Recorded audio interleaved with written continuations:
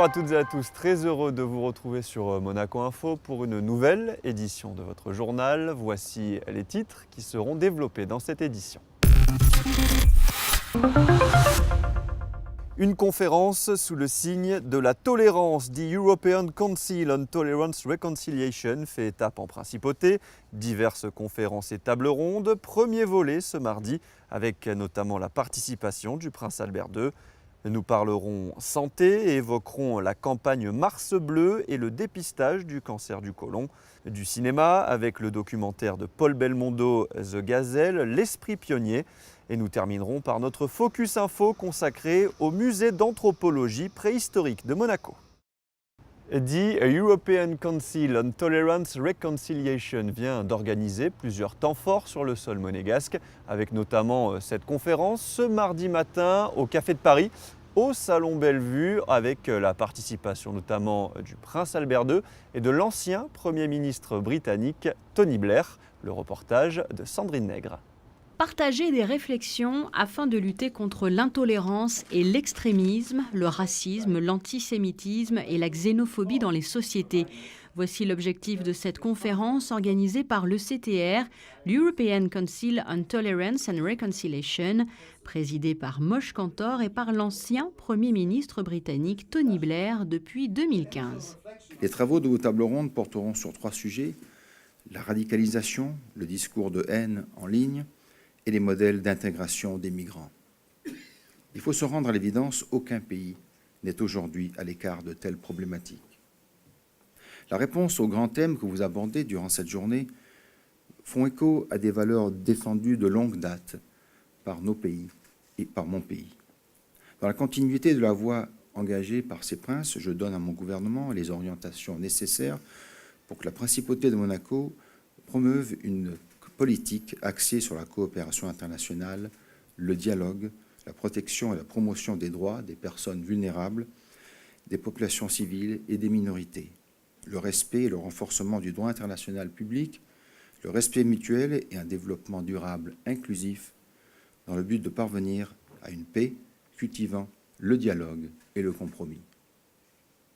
En ces temps troublés sur la scène internationale, où la montée du populisme se manifeste dans de nombreux pays, les sujets que vous allez aborder nécessitent plus que jamais une approche responsable et objective de ces thématiques. Et rappelons que la principauté a d'ailleurs accueilli plusieurs familles de réfugiés. Autre soutien apporté, celui en faveur des réfugiés climatiques. Monaco fait aussi partie du Conseil de l'Europe, de l'ONU et prend part à de nombreux pactes et conventions en faveur de la protection des enfants. Le CTR mène plusieurs actions en ce sens et 2 projets sont particulièrement dédiés à la tolérance, les bourses de recherche et la création du prix Kantor. Je crois que tout ceci nécessite ce que nous sommes en train de faire, à savoir nous réunir pour penser ensemble des solutions sur le plan intellectuel, se pencher sur les contextes et les paradoxes aussi. Il faut comprendre que nos sociétés ont besoin de diversité, que certains habitants ont besoin de leur propre culture et de pouvoir l'exprimer bien sûr, mais il faut aussi que dans les sociétés puissent exister des espaces communs dans lesquels les valeurs sont communes donc et inviolables car faisant partie de ces espaces. Et au cours de cette matinée de travail, le prince Albert II a reçu la médaille européenne 2018 de la tolérance pour son humanité. Monaco poursuit son engagement pour la prévention et le dépistage du cancer du côlon avec sa campagne Mars Bleu. Alors qu'est-ce que cette campagne ? Quel en est l'objectif ? Élément de réponse avec Fabien Bonilla, Alexandra Paolini et Louis Borgia. L'opération Mars Bleu 2018 permet, comme chaque année, de lancer un message fort pour mettre en lumière la lutte contre le cancer du côlon. Le gouvernement et le centre hospitalier Princesse Grace poursuivent leurs engagements pour sensibiliser la population au dépistage de ce cancer, tout comme Octobre Rose, une période dédiée au dépistage du cancer du sein. Ce mois de mars se teintera de bleu pour une cause voisine. Mars Bleu, c'est exactement le pendant d'Octobre Rose pour le cancer du sein. Et petit à petit, on a pensé que comme le cancer du côlon était aussi fréquent que le cancer du sein, en France, on a créé Mars Bleu il y a une dizaine d'années. Donc à Monaco, on a décidé depuis plusieurs années de faire de la même manière qu'en France une campagne de Mars Bleu pour expliquer à la population, avec un certain nombre de choses, des affiches, un communiqué de presse, etc., que le cancer du côlon est un cancer fréquent, qu'on peut très bien le traiter par la prévention, puisque nous avons des nouveaux tests qui marchent remarquablement bien. Cette pathologie responsable de 18 000 décès par an en France touche principalement les individus âgés de plus de 50 ans, cible principale de la campagne de sensibilisation en principauté et dans les pays voisins. Ce cancer est très fréquent puisqu'il arrive au second rang chez l'homme après le cancer du poumon, alors que le cancer du côlon peut être dépisté malgré l'absence de symptômes. Nous, en tant que médecin gastro-entérologue, je dirais que c'est un bon cancer. C'est-à-dire que quand il est pris à temps, il guérit dans un nombre très élevé de cas. On peut admettre qu'actuellement, 60 à 70% des cancers sont guéris par les traitements, soit chirurgicaux ou de la chimiothérapie. Avec le test OC-Sensor et avec les nouveaux coloscopes, etc., on est en train de diminuer la mortalité du cancer du côlon de 30% sur les dernières années. Mais je pense qu'on va même faire mieux avec ce nouveau test.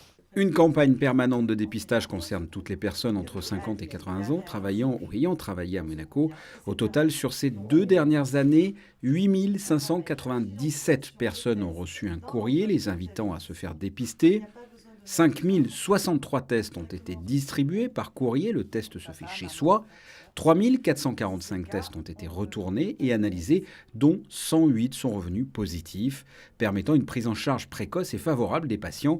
Le taux de survie de cette pathologie dépend de la rapidité de son diagnostic. Pour toute question concernant le dépistage du cancer du côlon, veuillez contacter le Centre monégasque de dépistage au 97 98 83 02. Nous vous en parlions hier, la 15e édition du Monte Carlo Film Festival de la Comédie s'est déroulée la semaine dernière. Paul Belmondo était sur scène pour remettre un prix au réalisateur Claude Lelouch et Alexandra Pagny en a profité pour discuter avec lui et évoquer son documentaire The Gazelle, l'esprit pionnier. Reportage.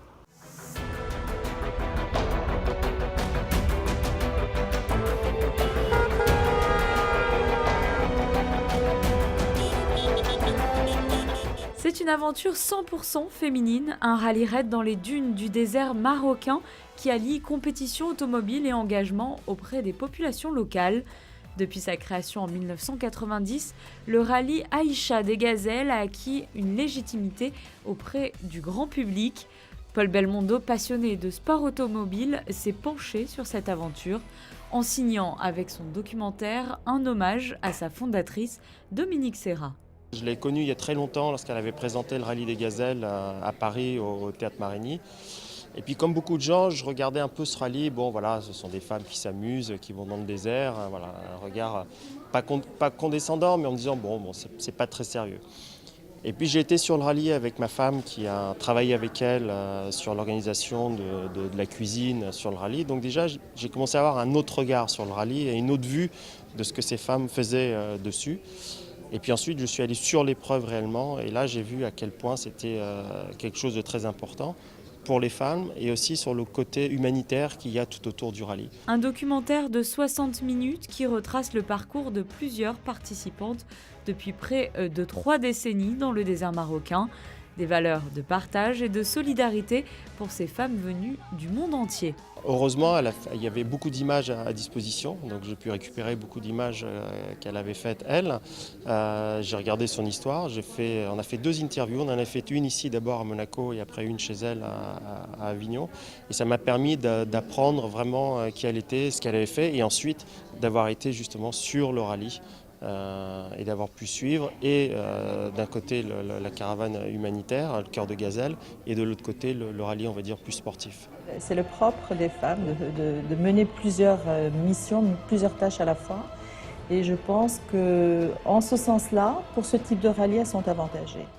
Ce documentaire a été projeté en avant-première le 24 novembre dernier à l'UNESCO. La 28e édition du rallye Aïcha des Gazelles se déroulera du 16 au 31 mars. Le départ officiel aura lieu le samedi 17 mars à Nice. 20 000 personnes sont attendues chaque année pour soutenir les gazelles en compétition. C'est l'heure à présent de notre focus info du mardi. À l'heure des vacances scolaires, nous vous proposons une balade au musée d'anthropologie préhistorique de Monaco. Alexandra Pani.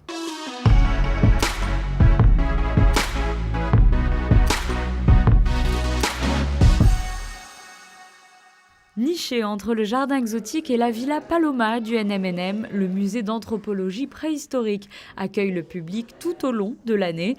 Ses collections retracent les étapes majeures de l'évolution de l'humanité. On a 2 salles, 2 grandes et magnifiques salles, la salle Albert Ier et la salle Régnier III. Il y a une salle d'exposition permanente, la première, où il y a toute la préhistoire de Monaco et la préhistoire régionale, et la salle Régnier III, qu'on dédie maintenant aux expositions temporaires. Donc tous les 6 mois, 1 an, on change le sujet, la thématique, la période. Donc tous les passionnés, les amateurs ont du choix. Positionné au centre de l'une des 2 salles, il est l'une des attractions phares du musée depuis son arrivée en 2014. Le mammouth, ça fait maintenant 2-3 ans qu'il est arrivé, qui vient tout droit de Sibérie. C'est une pièce exceptionnelle puisqu'il est à 99% vrai, donc ça c'est assez rare. Il y a eu une datation carbone 14 qui a été faite par l'équipe du musée. On est à 30 000 ans avant le présent et c'est une pièce exceptionnelle qu'il faut absolument venir voir si ce n'est pas déjà fait. Accessible pour tous les publics, le musée d'anthropologie préhistorique souhaite sensibiliser les plus jeunes à l'histoire par le biais de jeux et d'enquêtes renouvelés en fonction de l'actualité, et les enfants en sont friands. On est en train de faire des jeux qui sont donnés à l'entrée et en fait il y a des trucs qu'on doit trouver. Par exemple là il y a la question, je te donne un indice, il faut que tu trouves un animal. Tiens, j'ai remarqué un animal avec des nombres grises. Il nous donne un indice, il est à côté de cet animal-là. Il faut le retrouver et il faut dire de quel animal il s'agit. Ah bon, c'est 6 Ah oui, c'est 6. Il est où le 6 alors? Il est là.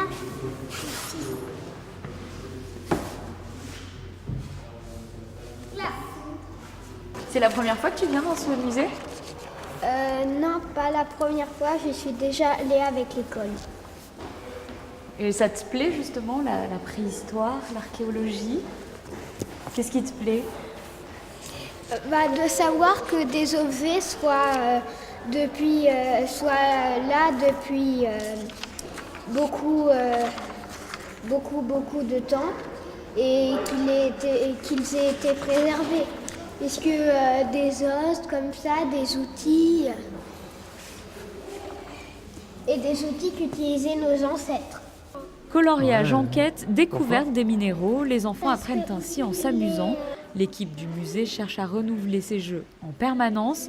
C'était l'une des missions de cet étudiant actuellement en stage. Les vacances d'hiver approchant, j'ai mis au point 2 jeux sur le thème de l'archéologie et des différentes disciplines qui concernent l'archéologie que les gens connaissent peu. Il y a par exemple l'archéozoologie et la géologie sous toutes ses formes. Le but justement c'est de s'amuser en apprenant des choses sur l'archéologie, sur la préhistoire, sur les animaux, sur l'histoire en général. Le billet d'entrée est couplé avec le jardin exotique. En vous y promenant, vous ne manquerez pas de faire un détour par la grotte de l'Observatoire. Et depuis quelque temps, les fouilles ont repris. Depuis 1916, ces différentes séries de fouilles ont permis de mettre en évidence 3 grands ensembles archéostratigraphiques. Actuellement, en descendant le long de l'escalier, vous pourrez tomber nez à nez avec les chercheurs du musée en plein travail. Les fouilles. Alors on a commencé par tout en haut, et puis on s'est intéressé aussi aux niveaux les plus anciens de la grotte de l'Observatoire, qui sont estimés à plus de 350 000 ans. On a retrouvé des outils, nos prédécesseurs dans les années 80, lors des dernières fouilles, de nombreux outils ont été retrouvés, énormément de faune aussi, de restes de gros animaux, notamment du bouquetin, mais aussi de l'ours, des choses comme ça. Donc là, l'objectif est de faire des prélèvements pour pouvoir dater ces couches qui ont été identifiées il y a maintenant 25 ans. Pour ce faire, on est obligé de faire ce qu'on appelle une coupe stratigraphique, C'est-à-dire qu'on met tout à la verticale et on essaie de lire les lignes, les empilements des couches archéologiques, de manière à savoir exactement où se trouve le niveau, et nos collègues dateurs sachent exactement où est-ce qu'ils vont faire leur prélèvement. Donc là, on va descendre, on est passé cette couche-là, on va encore descendre, et là, on espère bien, très rapidement, retrouver ces couches qui ont été abandonnées telles quelles par les hommes préhistoriques il y a au moins 350 000 ans. Les différents éléments récupérés dans la grotte sont ensuite ramenés dans une salle tenue à l'écart du public. C'est ici que tout est trié, étudié, classé et archivé. Là, vous avez la chance d'être dans l'arrière-boutique du musée. Ce sont les réserves, le laboratoire, le lieu d'étude en fait, du matériel. Vous avez tout autour de vous les collections qui appartiennent au musée d'anthropologie préhistorique de Monaco. On va étudier avec des chercheurs qui viennent du monde entier les collections qui sont conservées ici. On a aussi beaucoup d'étudiants, de stagiaires, même de collégiens en entreprise. On accueille tout le monde pour venir aider à l'étude du matériel.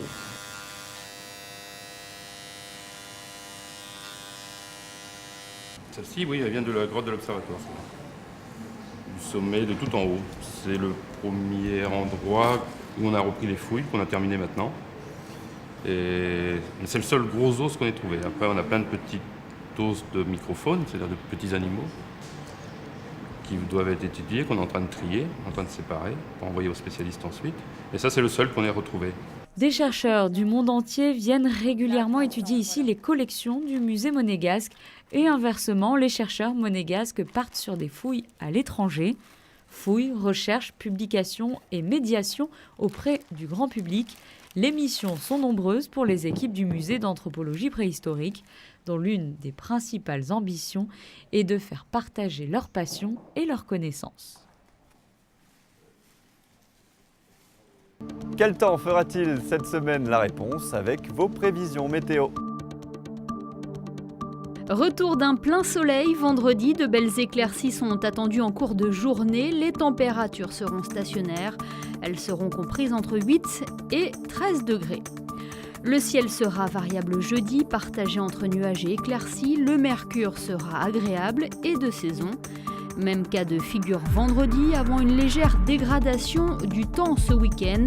Quelques gouttes de pluie sont annoncées samedi, des averses qui seront plus denses dimanche, pas de changement au niveau du thermomètre. Une amélioration est prévue pour le début de semaine prochaine avec lundi, une journée généralement ensoleillée. Il fera un maximum de 15 degrés.